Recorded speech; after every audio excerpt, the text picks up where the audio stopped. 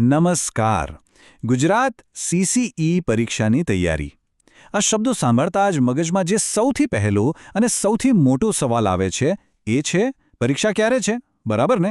તો ચાલો આજે આપણે આ જ સવાલનો અને તૈયારી સાથે જોડાયેલા બીજા બધા જ પ્રશ્નોના જવાબ એકદમ સ્પષ્ટ રીતે સમજી લઈએ. મને ખબર છે અત્યારે ઘણા બધા વિદ્યાર્થીઓ અને તેમના વાલીઓ પણ બસ એક જ વાત વિચારી રહ્યા છે, આ સીસીની પરીક્ષા આવશે ક્યારે? અને સાચું કહું તો આ ચિંતા થવી બહુ સ્વાભાવિક છે. એટલે જ આજે આપણે આખી વાતને મૂળમાંથી સમજવાની કોશિશ કરીશું.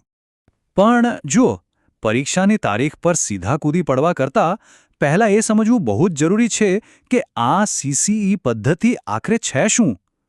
કારણ કે આ કોઈ એવી તેવી એક દિવસની પરીક્ષા નથી હો.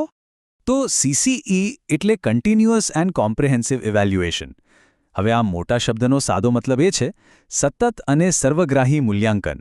એટલે કે વિદ્યાર્થીને ખાલી વર્ષના અંતે આવતી એક જ ફાઇનલ પરીક્ષા પર નથી માપવામાં આવતા. ના, એમનું મૂલ્યાંકન તો આખું વર્ષ ચાલ્યા કરે છે. કેવી રીતે? તો જુઓ, એમાં ક્લાસ ટેસ્ટ આવી જાય, પ્રોજેક્ટ્સ આવી જાય, એસાઇનમેન્ટ્સ હોય અને ઓરલ ટેસ્ટ પણ. આ બધી જ વસ્તુઓનું મહત્ત્વ પેલી ફાઇનલ પરીક્ષા જેટલું જ છે. તો આનો સીધો મતલબ શું થયો? એ જ કે આ મૂલ્યાંકન તો એક નોન-સ્ટોપ પ્રોસેસ છે અને એટલે જ આપણી તૈયારી પણ નોન-સ્ટોપ જ હોવી જોઈએ. અને હા, એક વાત ખાસ યાદ રાખવાની, આ આખી સિસ્ટમ માટેના નિયમો અને ગાઈડલાઇન્સ કોણ નક્કી કરે છે? આપણું ગુજરાત માધ્યમિક અને ઉચ્ચતર માધ્યમિક શિક્ષણ બોર્ડ. એનો મતલબ એ કે કોઈ પણ સાચી અને પાક્કી માહિતી માટે આપણે અહીંયા જ જોવાનું છે. આ જ આપણો ઓફિશિયલ સોર્સ છે. ચાલો હવે આવીએ આપણા મેઇન સવાલ પર. પરીક્ષાની તારીખનું આખું સત્ય શું છે અને સૌથી અગત્યનું, એની પાક્કી ખબર ક્યાંથી પડે? સામાન્ય રીતે શું થતું હોય છે ખબર છે? દર વર્ષે એક પેટર્ન જેવું હોય છે. જેમ કે પ્રથમ સત્રની પરીક્ષા મોટે ભાગે એપ્રિલ-મે મહિનામાં હોય અને બીજા સત્રની જુલાઈ-ઓગસ્ટની આસપાસ. પણ એક મિનિટ, આ માત્ર એક અંદાજો છે. પાક્કી તારીખ તો દર વર્ષે નવી જ જાહેર થાય છે, એ ભૂલવાનું નહીં. તો પછી સાચી તારીખ જાણવી કઈ રીતે? એના માટે 3 એકદમ પાક્કા અને ભરોસાપાત્ર રસ્તા છે. પહેલું, પોતાની સ્કૂલનું નોટિસ બોર્ડ, એના પર નજર રાખવાની. બીજું, આપણા શિક્ષકો, એમને પૂછી લેવાનું. અને ત્રીજું અને સૌથી બેસ્ટ, બોર્ડની ઓફિશિયલ વેબસાઇટ, એને રેગ્યુલર ચેક કરતા રહેવાનું. અને પ્લીઝ આ વાત તો ગાંઠ વાળી લેજો. વોટ્સએપ પર આમથી તેમ ફરતા મેસેજ અને અફવાઓ પર તો ભૂલથી પણ ભરોસો ના કરતા. એનાથી કશું જ નહીં થાય, ખાલી ખોટું ટેન્શન વધશે. હંમેશા ઓફિશિયલ જાહેરાતની જ રાહ જોવાની. જુઓ, પરીક્ષા ક્યારે છે એ વિચાર્યા કરવા કરતાં 1000 ગણું વધારે મહત્વનું એ છે કે આપણે એના માટે કેટલા તૈયાર છીએ. તો ચાલો હવે તારીખની ચિંતા છોડીને તૈયારી પર ફોકસ કરીએ. હું તમને 5 જોરદાર ટિપ્સ આપું છું. આ 5 સ્ટેપ્સ છે ને, એ સફળતાની ચાવી છે, સમજી લો.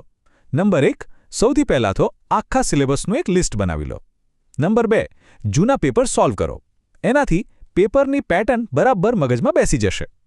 નંબર 3, એક પાક્કું સ્ટડી ટાઈમટેબલ બનાવો અને એને ફોલો કરો. Number 4, revision. એના માટે અલગથી સમય કાઢવો જ પડશે. અને નંબર 5, અને સૌથી અગત્યનું, ઘડિયાળ સામે રાખીને મોક ટેસ્ટ આપો. કેમ? કારણ કે અસલી પરીક્ષાના પ્રેશરમાં ટાઈમ પર પેપર કેવી રીતે પૂરું કરવું, એની સાચી પ્રેક્ટિસ તો એનાથી જ થશે. અને છેલ્લે પણ સૌથી અગત્યની વાત, પરીક્ષાની તારીખ ગમે ત્યાં આવે, પરિસ્થિતિ ગમે તેવી હોય, એક વસ્તુ ક્યારે ડગમગવા ન દેતા, અને એ છે તમારો આત્મવિશ્વાસ. અને આ એક વાત યાદ રાખજો, જે વિદ્યાર્થી આખું વર્ષ એકદમ નિયમિત રીતે તૈયારી કરતો હોય ને, એને તારીખ બદલાય કે ના બદલાય એનાથી કોઈ જ ફરક નથી પડતો. કેમ? કારણ કે એની તૈયારી તો હંમેશા તૈયાર જ હોય છે. તો આખી વાતનો સાર શું છે? પરીક્ષાની તારીખ એ તો કહાનીનો એક નાનકડો હિસ્સો છે. અસલી, મોટો અને સૌથી મહત્વનો સવાલ તો એ છે કે શું આપણી તૈયારી પૂરી છે? બસ આ સવાલ પોતાની જાતને પૂછજો.